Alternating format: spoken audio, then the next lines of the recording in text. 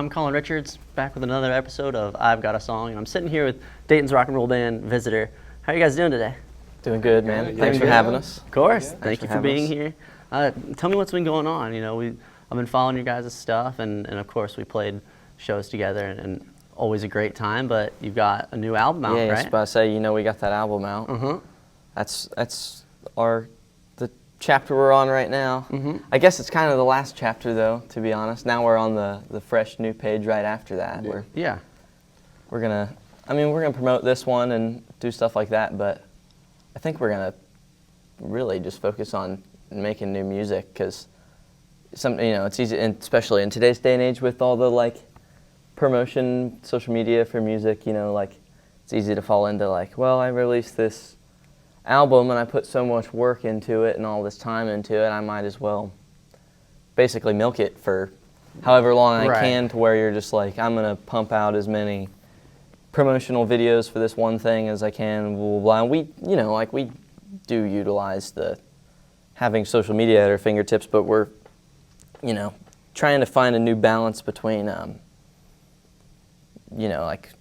really getting as much out of as we can, as much content, call it, as we can out of our stuff that we've already released. But we were talking, I think it was literally last night, and it's just do you want to sit around and turn your wheels doing the same, posting about songs we've already released, or do you want to make something new? So yeah, well, it's always good to keep the iron in the fire, and exactly. When you release one, to have the start of something else ready to go, and then also, like you said, it kind of prevents you from getting stagnant too in your own creative. Totally. You don't want to get burnt out of your own material. And then when you get to I think that's the biggest thing for me, is making sure that when I get to the stage, I can feel those same emotions that I felt writing the music, and it doesn't feel like I'm phoning it in. For people that care about what we do, I don't want to give them a half-hearted performance or something. And when you have songs and they're structured out to a way where you have these specific parts,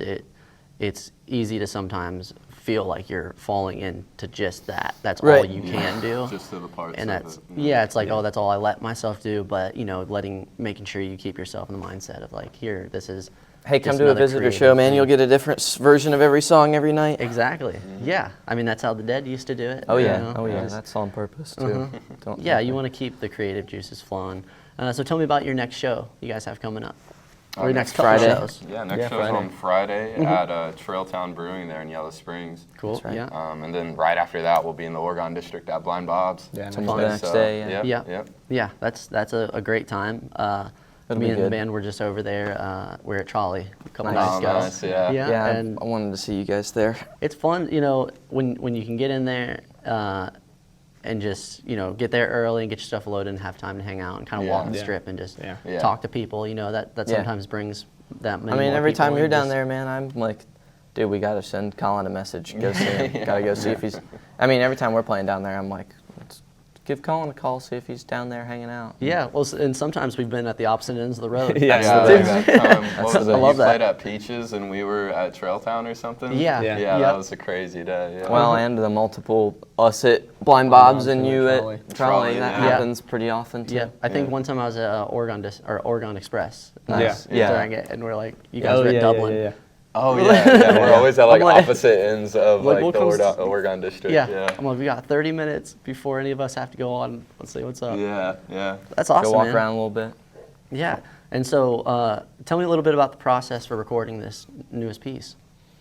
Did it come fluently? When you hit the red light and got the mics on, or did you have a little bit of struggle with just natural struggle of wanting to get the perfect? Yeah, I mean, stuff went wrong all the time, but not in a way that didn't make sense or in a way that was untimely. It wasn't I guess I'm trying to say any challenges we ran into were to be expected and easy hurdles to jump over. They were necessary learning. Yeah, not even challenges or anything. They were just learning moments. Yeah. Because this time around because for the first album, it was the first time I ever heard a click track in my life. Okay, yeah. I was abysmal. I hated it. And then this time around, we were why don't we record loud too, and he's drums, so he's hearing tick, tick, tick, but he's also hearing just everything out, it's not a good time. And this time around, we tried to, you know, do it in much more of like a live setting where there wasn't a click, and then just a bunch of learning moments right there too.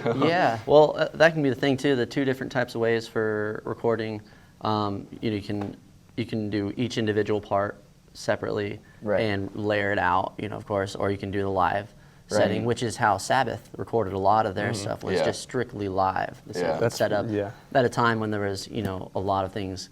Let's layer it. Let's get the exact perfect. And what kind of happens sometimes, you get caught in a rabbit hole, and you're like, this was perfect, but there was one little sound that I made on my way down to the strings or something, and then it'll either eat at you like a little earworm, or you can, you know, when you do it live, I feel like there's replaced pressure, but it's kind of a nice group pressure. You're like, we're all depending on each other. And so we're kind of doing a mix of both anymore, where we're, a lot of times, I mean, this is not concrete either, you know, it's kind of depends on the song. If a song is, you know, structured a certain way, it'll benefit from being recorded a certain way, but a lot of the times we'll just do, I will play the bass track, and we're basically tracking drums, and I'll play with him, and the drums will be the only one that's really being recorded, and my bass is just a guide track for that. Record. And then we'll just go in and he'll dub his parts over it, because he'll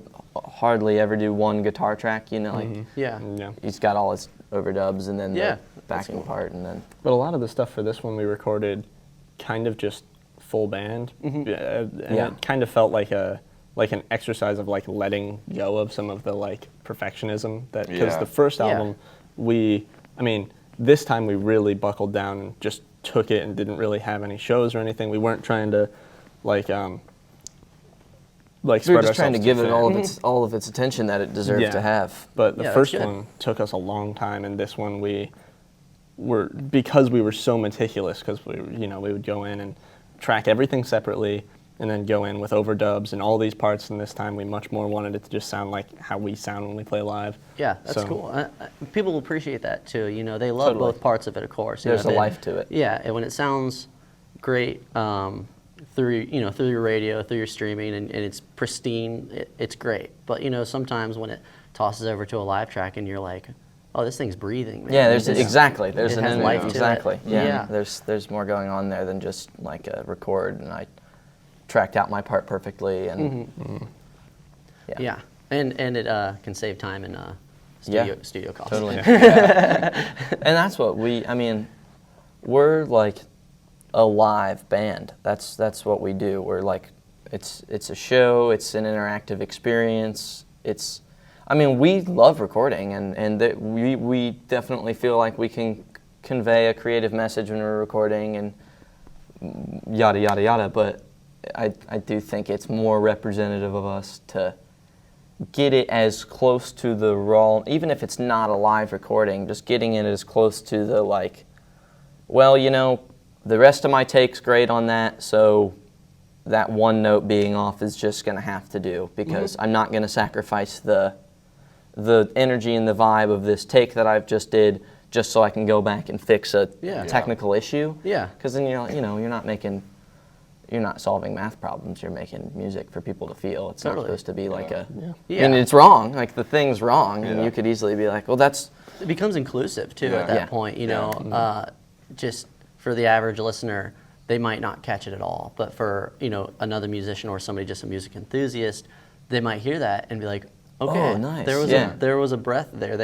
This shows he's human. I mean, that's the thing about the Dead. That was a big thing. Like, this time around recording that, like, took like a lot of like patience and learning and comfortability, was like letting happy mistakes exist. Yeah, right. You know, because like on my solo, you can hear every time I flick on my snare, and like you can hear the lever, and like afterwards I was like, that's kind of cool. I kind of like that. Yeah, imagine going through and being like, we got to get rid of that. We got to like, cut first that. album, I would have been like, oh, dude, is there any way we can like mute the mic right there? It's like but this like time in real around, life. I'm like, oh no, the snare that's flip's cool. on there. Like I want that there, you know. So I think that's why we have so much fun sharing shows together too. Totally. Is because seeing each other's sets and then taking a set break, going out and hanging out, and then coming back in and being like, okay, now it's your turn. Now it's my turn. And it's just it's great to it was great when we had that first show together Yeah, in it was Athens. awesome, yeah.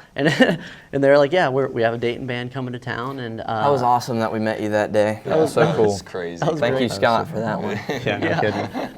That was a good time. And we have another show coming up Yeah. February 1st. Yeah, Is that we right? do. Yep. Yeah, both Be of our there. bands. Yeah. If you find yourself in Athens, we'll both Visitor and Spare Change be at Casa Nueva on February 1st, Saturday. And yeah, that's That'll going to be be awesome. a fun night. Yeah. TV reunion there, you know. Yeah. Celebrate. Yeah. So I'm just stoked to hear you guys' set. And Heck yeah. Yeah, we'll do 2 or 3 songs for you. yeah, and Graham, I see you're on a Slingerland. Yeah, love that. It's actually a kit that I picked up at a local drum shop around here. Mm-hmm. It's called Badge's Drum Shop. Badge's Drum Shop in Mason, Ohio. They're amazing. Best shop I've ever been to. But it's a 1970 Buddy Rich signature kit that I picked up there. Oh wow. Yeah, and it's amazing. I love it so much. That's awesome. Yeah. Yeah, we were sitting backstage in the green room, and we were talking. I had my acoustic with me, and I was just telling him that it was just a pawn shop find, you know, and talked the guy down to $80 to get it out the door. Yeah. Free guitar right there, Ba- man. Basically, I'm like, guy, this I Playable don't- guitar for $80. Yeah, it's Already hard broke for me to in? walk into pawn shops or things like that because I'm like I'm gonna get itchy. I'm gonna need to buy something. Yeah, yeah. Like I don't want to, but Yeah. the sound might call to me. Just be broke, then you don't have the option. They have layaway, man. Don't tell this guy. Now I'm dead. Dude. That's funny. Oh, so you guys took some time off for the New Year's and of course to work on the album. Yeah. Are you guys just itching to get back out there? Yeah, you know, you're oh, ready to yeah, just like totally. let all that Yeah. inspiration In more out. you know? senses than one. I'm eager to play. I'm eager to write new music. I'm eager to meet new people. Definitely that one. That's my favorite to do. See new places. Oh yeah, yeah. see new places, right? Yeah. There's a lot to do. And we're of the belief that this is our rapid growth period we're entering, just from all the, call it signs that would point to that. Mm-hmm. So I guess this is a good topic to talk on. Sometime, hopefully, within the next months, this has been in the works for about 6 months already, but I've been trying to get us that transit van I was telling you about. And if we get that, I mean, this is already stuff you know, I'm just saying it Please do. for that, but if we get that, then, well, first we got to bring up Jake. Jake is our loyal merch man, best friend, who's not with us today. It's his It's also birthday, his actually. birthday. Happy Oh. birthday, Happy birthday, Jake. Jake. Happy birthday, Jake. Jake's a good guy. I half expected him to be in the audience there. Yeah. Yeah, no, Cheering on, dude. or sitting cool. right here. Yeah, Or sit- honestly. Actually, honestly, yes. Yeah. But if I get Next that time, van, next show, we'll have him on, dude. when I get that van, Talk it into in the next existence, buddy. few months. Come on. Well, I've should have heard me talking for. Yeah, it's slow, but it's moving. But anyway, it'll be big enough that we can all 4 sleep in it and carry all of our gear in it, so we could be. I mean, Yeah. there's no Sky's the limit. Yeah, exactly. Yeah. I mean, the ocean is the limit, basically. It's like, That was one of my biggest things was having a van for the band. And when I first got mine, I took out all the seats and put a bed in there and then raised it to fit all the gear underneath. Right. And it's amazing the amount of time that it cuts away in coordinating for everybody to drive separately to fit gear in one. I mean, And it's just so much less like, hey, are you going to be here at this time? Okay, I think I'm going to be here at this time. What do you know what the deal with load-in is? Yeah, I think the guy said this, and I don't know, maybe leave your stuff in the car for a minute. It's just like, Yeah. it's professional. Like Well, you show up, you know what's going on, all your stuff's there, your band's there. It's like a group collective event that Yeah. you get to have fun together. And Having to only park one vehicle for load in. Totally. Normally there's only space for one. Totally. Yeah.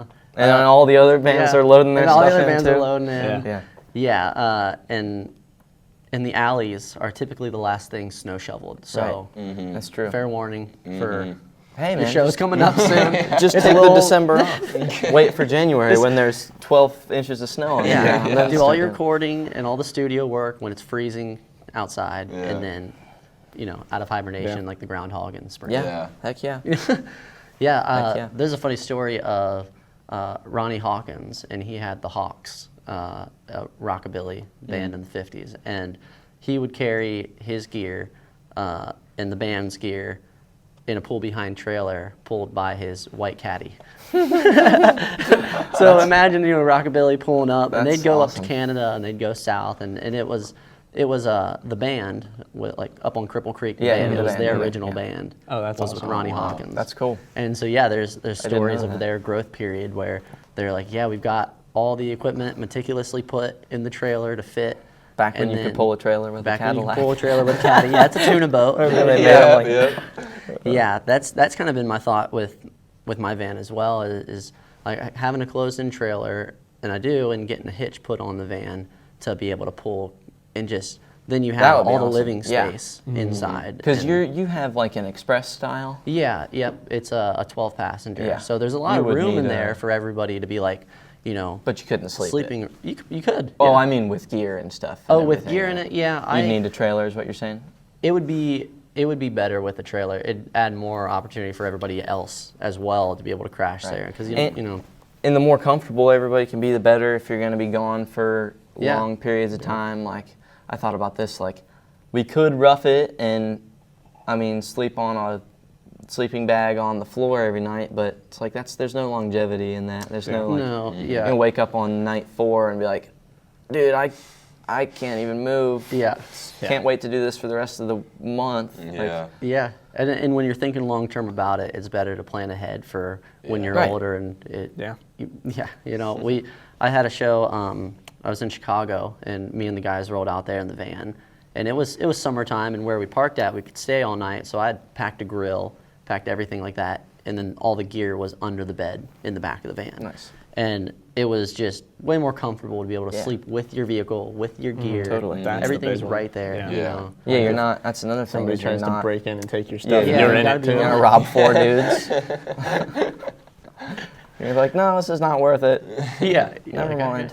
So, plug on local TV, looking for an Astrovan, right?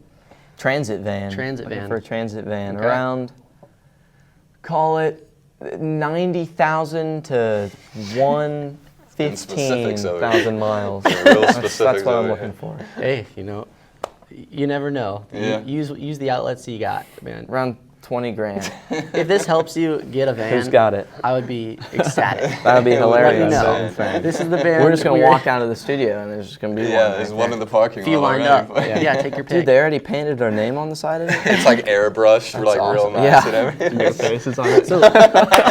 High definition of like everybody's pores are on it and everything. That's one thing. See that driving down the street? I thought about again is magnets, like one huge car magnet with your band logo, because also cool. when you pull up and they know you're a band. That's a good idea. You have gear. And then you can take it off when you're off at night. Some joke idea I always throw around is like garbage removal service on the side or something. Like, So no one comes. You just don't want nothing valuable would be Biohazard. Exactly. Oh man, well, we're gonna get these guys up here and have them play a few tunes for us, and I can't wait. Any final offs before we cut over? No, I don't think so. I think we're gonna play "Drop Me in a River" and "Run." Okay, these from the new one? Yes, everything's Sweet. from the new album. Yeah. Awesome. All maybe we'll give you Montana Pine too. We'll see. Okay, can't wait to hear it. Heck Well, yeah. thank you all for joining us, and we'll be right back, and we'll get these guys up here. Thanks.